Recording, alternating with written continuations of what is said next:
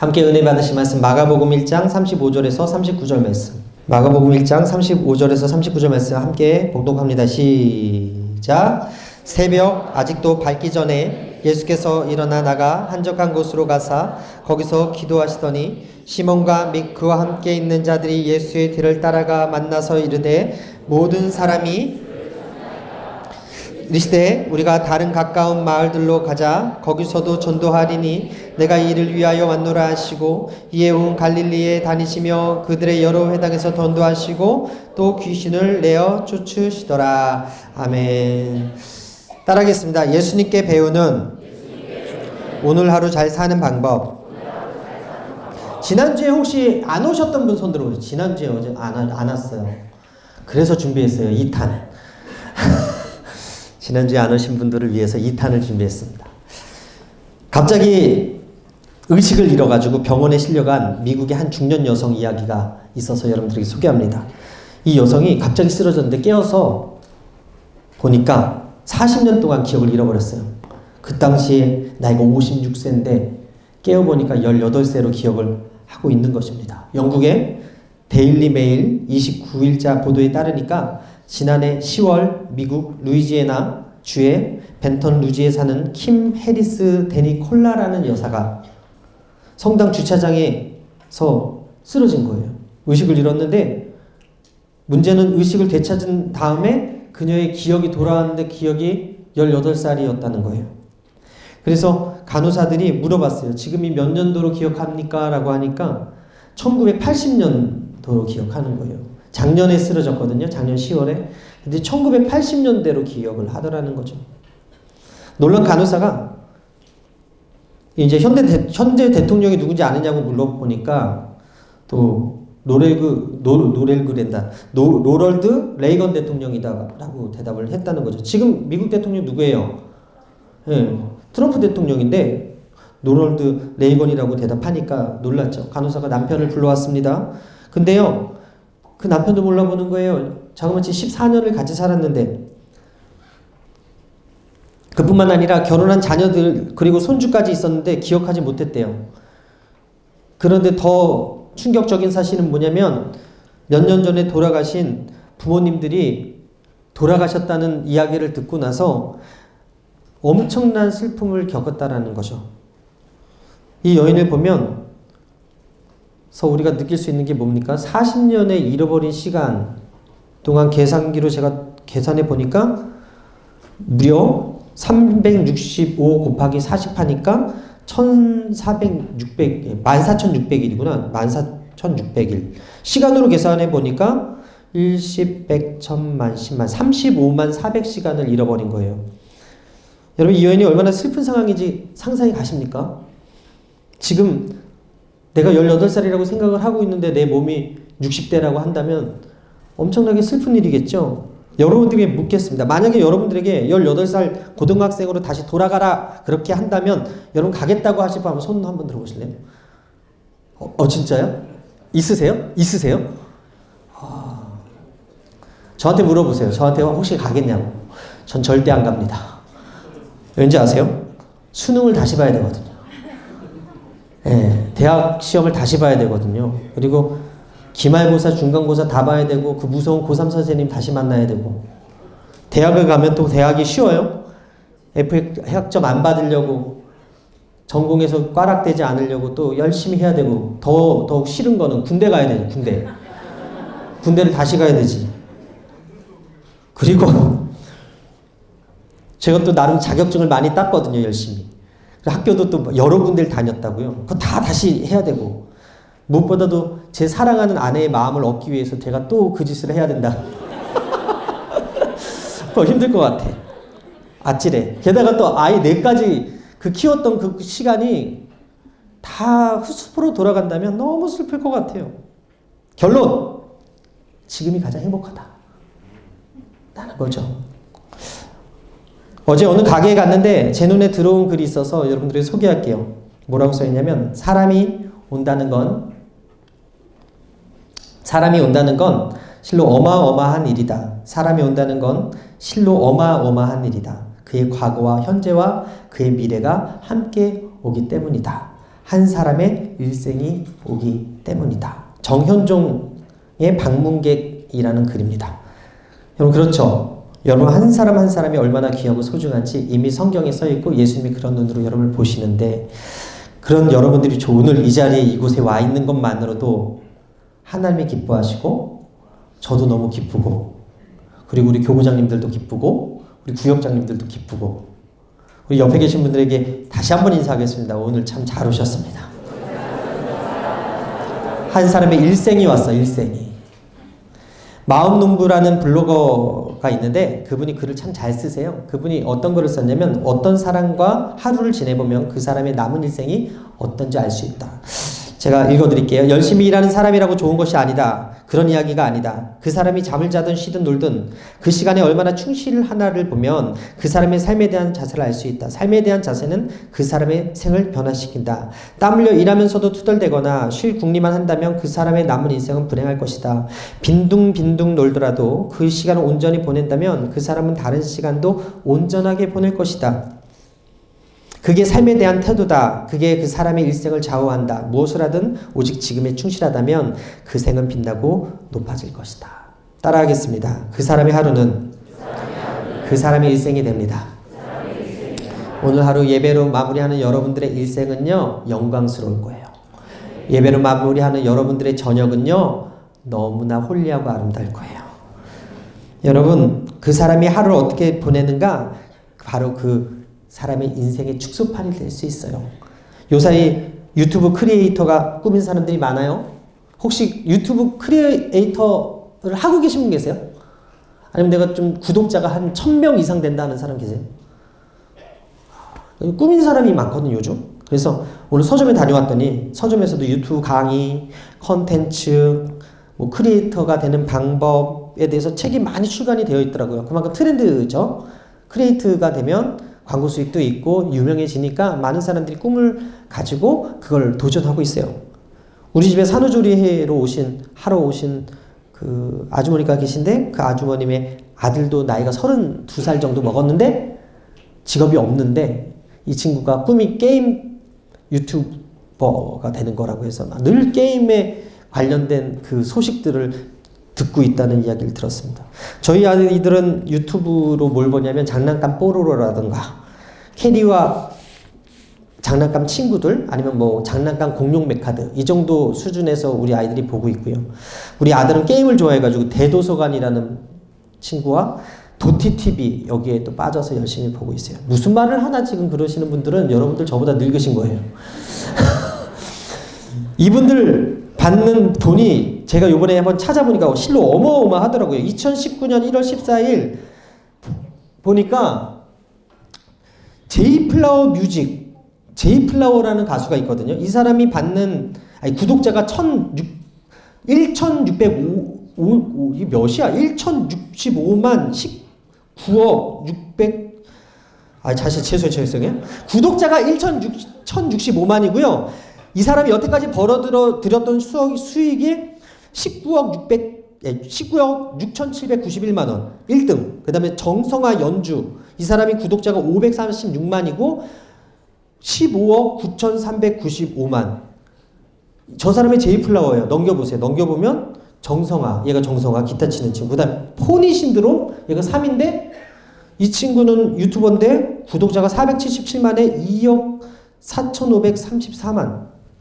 한번 생각해 보십시오. 이렇게 번다 했을 때 여러분 나도 되고 싶다라는 마음 솔직히 있지 않아요? 많은 청년들, 청소년들 그리고 어린아이들이요 유튜버 되고 싶어 해요.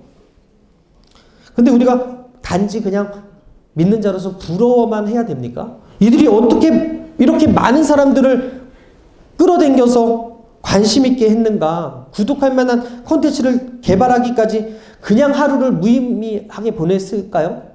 그렇진 않겠죠. 유튜버로서 유명해지기까지 이들은 하루하루를 그냥 보내진 않았을 거예요. 하루에 최선을 다했을 거고 하루를 위해서 최대한 준비했을 거고 그렇기 때문에 그렇게 살았기 때문에 누군가는 정말 부러워하는 그런 인생을 살아가고 있는 거 아닙니까? 여러분 성경은 하나님의 하루에 대해서 이렇게 말합니다. 따라합니다. 천년이 하루 같고 하루가 천년 같다. 베드로후서 3장 8절 함께 읽겠습니다. 시작. 사랑하는 자들아 주께는 하루가 천년 같고 천년이 하루 같은 이 한 가지를 잊지 마라. 여러분, 하나님의 신실하심을 두고 가르쳐서 우리는 다시 한번 하나님을 경외할 수밖에 없는 것이 무엇이냐면 하루도 빠짐없이 하루를 안 준 적이 없어요. 천년이 될 때까지 하루를 빠짐없이 하루를 선물로 주지 않은 적이 없이 아침에 해가 뜨면 해가 질 때까지 그 하루를 선물로 주시고 지구가 공전하고 자전하고 365일 우리에게 선물로 주시면서 1000년 동안 아니 2018년 동안 아니 주전 몇천 년 동안 우리에게 계속해서 하루를 주고 계신다. 하나님이 통치하고 있는 이 세상에서 하루도 생명이 태어나지 않은 날이 없고요. 하루도 생명이 또 죽지 않은 날이 없고요. 우리 인생은 하나님의 시간 안에서 살아가고 있는데 무엇보다 우리가 믿는 그 하나님은 신실하시다라는 거예요. 우리가 믿는 하나님은 성실하시다라는 거예요. 하나님이 성실하실진데 우리가 막 살아서 되겠습니까? 하나님이 성실하게 일하고 계신데 우리가 하루를 무의미하게 살아서 되겠습니까? 여러분, 인생을 하루에 비유한다면 인생의 마지막은 어떤 시간과 같을까? 바로 잠자는 시간과 같을 겁니다. 이스라엘 사람들이 잠자리에 들 때 이런 기도를 한대요. 아버지여 내 영혼을 아버지 손에 부탁하나이다. 어디서 들어본 것 같지 않습니까? 예수님께서 십자가에 달리셨을 때 이 기도했잖아요. 누가복음 23장 46절에 예수께서 큰 소리로 불러 이르시되 아버지 내 영혼을 아버지 손에 부탁하나이다 하고 이 말씀을 하신 후에 숨지니라. 다윗이 원수의 손에 피해 다닐 때도 이런 기도를 했어요. 시편 31편 5절에 보라 내가 나의 영을 주의 손에 부탁하나이다. 진리의 하나님 야훼여 나를 속량하셨나이다. 그리고 스데반이 돌에 맞아서 순교하시면서도 이런 내용의 기도를 했어요. 사도행전 7장 59절에서 60절에 그들이 돌로 스데반을 치니 스데반이 부르짖어 이르되 주 예수여 내 영혼을 받으시옵소서 하고 무릎을 꿇고 크게 불러 이르되 주여 이 죄를 그들에게 돌리지 마옵소서 이 말을 하고 자니라. 여러분, 이렇게 기도한 것은요 바로 오늘 하루 주신 것에 감사하고 내 영혼이 평안하게 잠을 자는 것에 감사하는 거예요. 그렇지 않습니까? 우리는 잠을 자면요 내일이 온다고 생각을 해요. 여러분, 우리가 잘 때 내일 봐요 하고 자요. 그런데 심장이 멎으면, 심장이 뛰지 않으면 더 이상 내일 볼 수 없는 게 우리 인생이라는 거예요. 예수님께서 우리에게 목사님 말씀을 통해서 지난주에 가르쳐 주셨던 지혜가 뭐예요? 하루 잘 사는 법의 지혜는 인간은 반드시 죽는다는 것과 죽음 앞에서 인간은 무기력한 존재라는 것이죠. 그렇다면 우리가 죽음이 있다는 사실 하나만으로 두렵고 무서워하면서 살아야 되겠습니까? 오늘 당장 심장이 멎을지도 몰라 하면서 염려하며 살아야 되겠습니까? 한자에 기인우천이라는 말이 있는데 우리는 기후로 잘 알고 있는 이 고사성어 내용이 뭡니까? 중국의 기나라 사람이 하늘이 무너질까봐 두려운 거예요. 그래서 자는 것, 먹는 것을 잊어버리고 근심하고 걱정했다는 뜻으로 쓸데없는 걱정이라는 거죠. 비록 우리 인생이 고난을 위해서 그리고 언젠가는 끝이 있는 그 인생을 산다고 할지라도 여러분 하나님이 우리를 위하시고 하나님이 우리와 함께 하시면 우리는 두려워하지 않아도 됨을 믿으시게 되기를 주님의 이름으로 축원합니다. 성경은 인생의 연단과 시련과 어려움 속에서도 포기하지 않고 하나님을 의지하는 자가 복이 있다 이야기하고 있는데 욥기 5장 17절에서 22절 우리 한 목소리로 읽겠습니다. 시작. 볼지어다 하나님께 징계받는 자에게는 복이 있나니 그런즉 너는 전능자의 징계를 업신여기지 말지니라. 하나님은 아프게 하시다가 싸매시며 상하게 하시다가 그의 손으로 고치시나니 6가지 환난에서 너를 구원하시며 7가지 환난이라도 그 재앙이 내게 미치지 않게 하시며 기근 때에 죽음에서 전쟁 때에 칼의 위협에서 너를 구원하실 터인즉 내가 혀의 채찍을 피하여 숨을 수가 있고 멸망이 올 때에 두려워하지 아니할 것이라. 너는 멸망과 기근을 비웃으며 들짐승을 두려워하지 말라. 그리고 예수님께서 하루를 살 때 우리에게 뭐라고 말해요?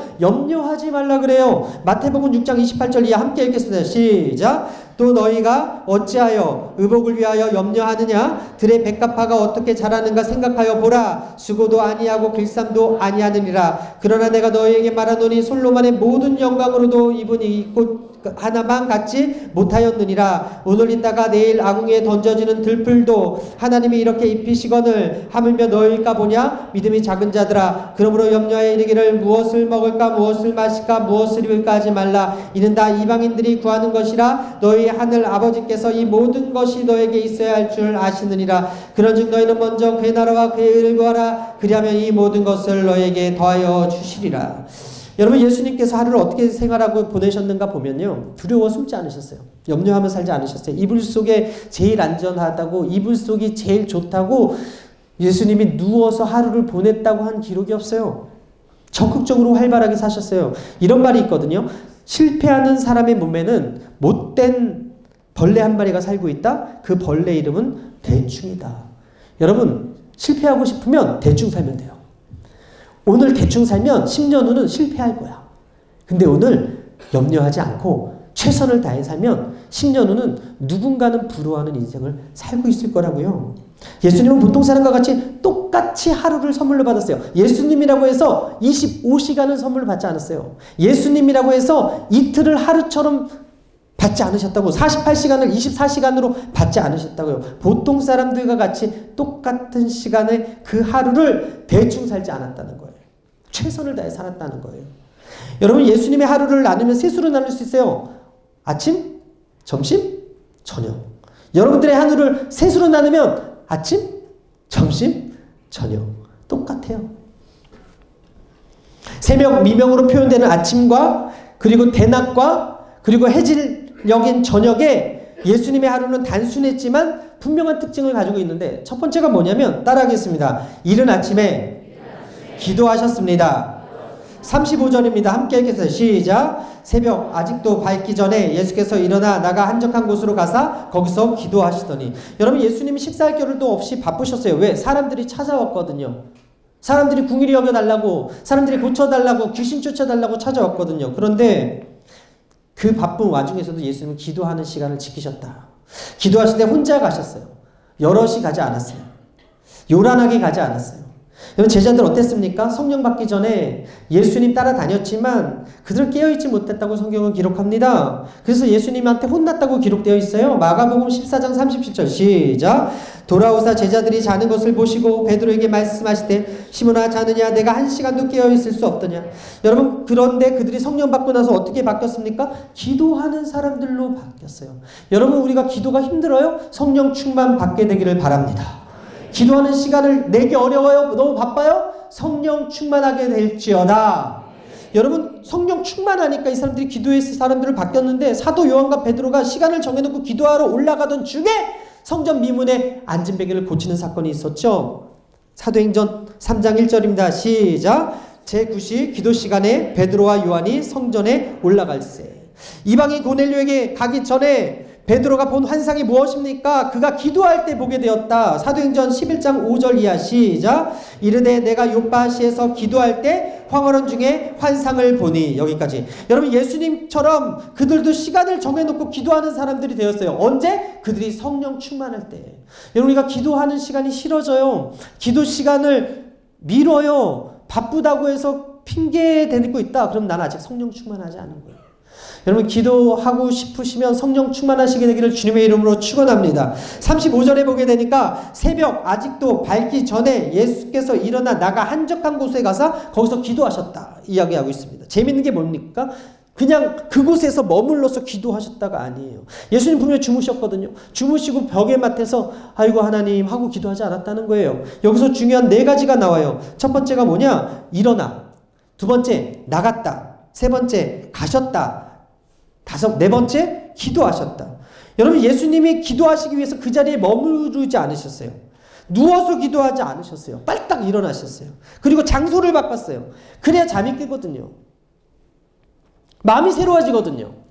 집중할 수 있거든요. 우리가 왜 새벽 예배에 나와야 되는가? 우리가 왜 새벽에 나와 기도하는 것이 중요한가? 새벽 예배 누가 만들었는가? 예수님이. 35절에 일어나 나가 가사 기도하시니 네 개의 동사는요, 시제가 무엇이냐면 과거의 반복적 행위를 나타내고 있거든요. 예수님은 늘 그 시간에 일어나서 밖으로 나가셨어요. 그리고 한적한 곳에 나가시는 습관이 있었고 거기서 무엇을 하셨는가? 늘 기도하셨다. 무엇을 따라? 습관을 따라. 37절입니다. 함께 읽겠습니다. 시작. 만나서 이르되 모든 사람이 주를 찾나이다. 모든 사람들이 예수님을 찾는 바쁜 그 사역 속에서도 예수님은 기도하는 시간을 습관처럼 아침 일찍 일어나 기도하시고 있어요. 예수님 곁에 있는 자들은 예수님이 미라클 메이커, 기적을 창출하시는 분이기 때문에 함께 있기를 원하셨어요. 그러나 예수님은 기도하기 위해서 조용한 곳에 따로 시간을 내서 가셨다. 그 이유가 무엇입니까? 하나님 때문에. 하나님께 무엇을 얻기 위해서 가신 것이 아닙니다. 하나님을 만나는 시간을 갖기 위해서 가신 거예요. 의지적으로. 하나님과 대화하기 위해서 가신 거예요. 하나님의 뜻을 묻고 듣는 시간이 예수님에게도 필요했다면 오늘을 사는 우리에게도 그 시간이 필요하지 않겠습니까? 여러분, 조용한 곳이라는 그 기도의 자리는요, 하나님 사랑하는 자리예요. 조용한 그 자리는요, 하나님 만나는 자리예요. 조용한 그 자리는요, 목적 되시고 친밀히 되시는 그 하나님을 경험하는 자리예요. 여러분, 그 자리가 있으십니까? 없으시다면 만들게 되기를 주님의 이름으로 축원합니다.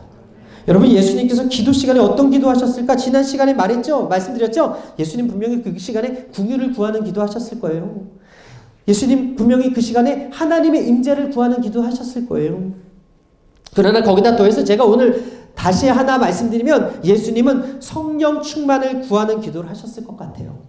왜? 예수님의 사역이 바로 성령의 능력이 나타나는 사역이었거든요. 성령의 능력을 힘입어 하는 사역이었거든요. 사도행전 10장 38절 함께 읽겠습니다. 시작. 하나님이 나사렛 예수에게 성령과 능력을 기름 붓듯 하셨음에 저가 두루다니며 착한 일을 행하시고 마귀에게 눌린 모든 자를 고치셨으니 이는 하나님이 함께 하셨습니다. 성령이 함께 하셨는데 하나님이 함께 하셨고, 하나님이 함께 하시니까 눌린 자가 자유케 되고 마귀가 두려워 떨고 도망가게 되었다. 예수님의 사역 이꼬로 하나님이 함께 하신 사역, 예수님의 사역 이꼬로 성령의 사역. 할렐루야. R.A. 토레이 목사님이 이런 말씀하셨거든요. 성경에 많은 번역이 있다. 그런데 가장 위대한 성경의 번역이 있다면 그것은 내 삶으로 성경을 번역해내는 것이다. 여러분, R.A. 토레이 목사님이 그렇게 사셨죠. 근데 그분의 기도가 놀라워요. 그 아침에 하는 기도가 있어요. 새벽에 일어나면 하시는 첫 번째 기도인데 뭐라고 기도하시냐면 하나님, 성령 충만하게 도와주십시오. 성령 충만하지 않으면 오늘 하루 나는 너무 쉽게 흔들리는 사람이기 때문입니다. 하나님, 내가 성령 충만하다고 느끼지 못할 때 함부로 말하지 않게 도와주십시오. 성령 충만하지 않을 때 말하면 실언이 되기 쉽고 상처 주기 쉽기 때문입니다. 하나님, 제가 성령 충만하지 않을 때 제 인생의 중요한 결정이 되지 않게 도와주세요. 성령 충만하지 않으면 저의 결정은 잘못된 가능성이 있기 때문입니다. 원하시면 제가 카톡으로 보내드릴게요. 이 기도문. 이처럼 존경받는 영적 거장이 날마다 아침마다 성령 충만을 위해서 이런 기도를 했다면 이 기도는 내가 매일 해야 되는 기도고요. 내가 매일 아침마다 해야 되는 기도예요. 예수님께서 성령의 능력을 힘입어서 사역을 하셨다면 예수님은 새벽마다 성령 충만을 구하는 기도를 하셨을 거예요. 여러분, 내 삶으로 성경을 살아내기 위해서, 내가 예수 믿는 사람처럼 살아내기 위해서 매일매일 성령 충만을 구하는 기도의 자리가 필요하고 그 기도의 자리에서 성령 충만을 구해야 합니다. 선포하고 축복합니다. 여러분이 아침마다 기도해서 성령의 충만으로 임하게 될지어다. 성령 충만하게 살아낼지어다. 성령의 역할은요, 우리를 어디로 인도해요? 예수님께로 인도해요. 성령의 역할은요, 예수님이 행하셨던 사역, 오늘을 맞이하고 하루를 살아가는 여러분들에게 돕는 사역이에요. 성령의 역할은 여러분들의 사역을 돕는 역할이라고. 성령님을 너무 사랑하는데 예수님께 관심이 없고, 성령님을 너무 사랑하는데 말씀에도 관심이 없고, 성령님을 너무 사랑하는데 기도하는 게 싫습니까? 여러분, 병든 거예요. 병든 거. 성령과 기도와 예수님은 뗄래야 뗄 수 없어요. 성령 충만하면 기도하고요. 성령 충만하면 능력이 나타나고요. 성령이 충만하면 예수님의 형상이 여러분들의 삶에 나타나서 많은 사람들이 여러분들을 통해서 천국을 경험하고 예수님을 경험하고 하나님의 은혜를 체험한다는 거예요. 하나님의 나라가 확장되어지고 악신이 물러가고 문제가 해결받고 기적이 일어나는 그 사도행전 29장의 역사가 여러분들을 통해서 지금도 써지고 있는 거예요. 성령 충만한 사람들의 공통점 무엇입니까? 마음이 가난해요. 심령이 가난해요. 교만하지 않다고요. 마태복음 5장 3절에 함께 읽겠습니다. 시작. 심령이 가난한 자는 복이 있나니 천국이 그들의 것이며. 마태복음 5장 6절 시작. 의에 줄이고 목마른 자는 복이 있나니 그들이 배부를 것이며. 박용돈 교수님 성령 충만한 실패자들을 위한 은혜라는 책에서 이렇게 말합니다. 왜 그리 원하지만 성령 충만하지 못한가에 대한 이유를 이렇게 이야기해요. 성령 충만은 자신의 영적인 가난함을 알고 의에 줄이고 목이 마른 자들을 위한 은혜다. 심령이 가난하다는 말은 절박하다는 뜻이다. 심령이 가난한 자는 절박하게 하나님의 구원과 도우심을 구하는 은혜를 갈망하는 사람이다. 의에 줄이고 목마름은 요긴함과 강렬함의 두 가지 의미를 가지고 있다. 성령 충만을 원하면 내 영혼의 갈급함을 자각하는 것이다. 내 영혼이 얼마나 목말라 있는지를 자각하는 그 순간부터 성령을 사모하게 되고 성령 충만을 구하게 된다. 오늘부터 여러분들에게 이 가난한 마음이 있게 되기를 주님의 이름으로 축원합니다. 신앙의 변절 언제 시작되는지 아십니까? 작은 사건에 쌓여서 무너지는 거예요. 어떤 사건이 믿음 죽이는 사건이라면 그 사건을 여러분과 경계하게 될 겁니다. 나의 인생을 망가뜨리는 사건이 있습니까? 그렇다면 우리는 그 사건이 나에게 벌어지지 않도록 최대한 노력할 거예요. 그런데 놀랍게도 우리의 믿음을 망가뜨리는 사건은요, 큰 사건이 아니고 정말 작은 대수롭지도 않은 사건이에요. 여러분 주일날 바쁘면 회사 일이 바쁘고 또 여러 가지 급한 미팅이 있으면 빠질 수도 있어요. 한 번, 두 번. 금요철야 한 번, 두 번 빠질 수도 있어요. 우리 구역 모임 한 번, 두 번 빠질 수도 있죠. 기도의 자리가 있는데 기도의 자리를 한 번, 두 번 빠질 수도 있어요. 그런데요, 그 한두 번의 틈이 생기기 시작하는 거예요. 방학을 좀 해야 되겠다 하는 마음이 언제 들어요? 맨날 금철에 나와서 은혜 받는 사람은 그 마음이 별로 안 드는데 집에서 이불 속이 너무 편하고 친구 만난 게 너무 좋고 그리고 가끔 술 한 잔씩 가끔 친구 만나서 담소 나누는 그 시간이 좋아지면 그때 틈이 생기기 시작하더라고요. 작은 사건이 작은 불순종 하나가 기도 시간을 미루게 하고 그 시간에 세상의 시간이 들어오기 시작하면서 그 작은 세상의 시간이 나의 믿음을 변질시키게 될 수 있다. 그런 하루의 시간이 쌓이면 은혜를 원하면서도 은혜를 받아들이지 못하는 껍데기 믿음, 강팍한 마음 불러올 수 있다는 거예요. 여러분 그런 사람들의 특징이 무엇입니까? 내가 대학 때는 안 그랬어요. 내가 대학생 때는 안 그랬어요. 내가 20대 때는 안 그랬어요. 내가 예전에 안 그랬어요. 라고 얘기해요. 큰 사건이 그 사람을 그렇게 만든 게 아니라 작은 사건, 내가 수용하고 넘어가고 눈 감았던 그 사건이 지금 나를 그렇게 만들 수도 있다. 그렇기 때문에 바울의 동역자 데마의 변질이 결정적인 이유가 무엇이라고 이야기합니까? 세상을 사랑하는 마음이 있었다 그러죠. 디모데후서 4장 10절에 시작. 데마는 이 세상을 사랑하여 나를 버리고 데살로니가로 갔고 그레스에게는 갈라디아로, 디도는 달마디아로 갔고. 세상을 사랑하는 마음, 이 마음 한 번에 들어오지 않습니다.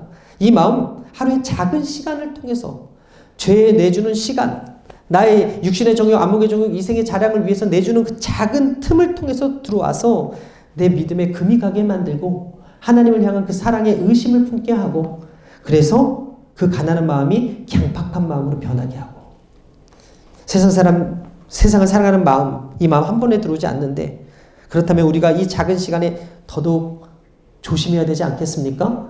더더욱 기도해야 되지 않겠습니까?